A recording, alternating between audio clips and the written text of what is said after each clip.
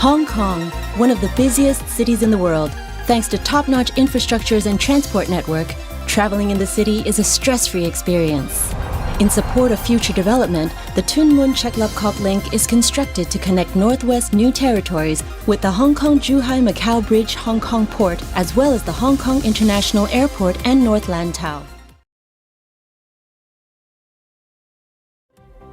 In support of the government's innovation and technology policy, the Tuen Mun Chek Lap Kok Tunnel becomes the first tunnel to use cloud technology to monitor fire alarm systems for tunnel tubes and service gallery. A simple mobile app offers the staff real-time automatic surveillance of all systems in the tunnel.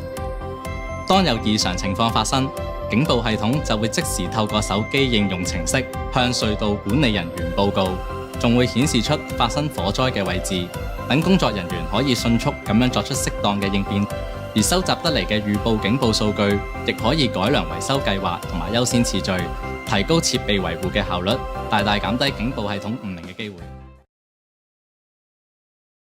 消防處與路政署合作，於剛完成嘅屯門赤鱲角隧道消防系統加入智能化元素，以提升整體消防安全及應變效率。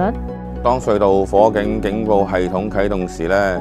會透過手機應用程式通知我哋嘅管理人員，同時可以喺手機嘅平面圖迅速知道啟動裝置嘅位置啦，作出適當嘅應變，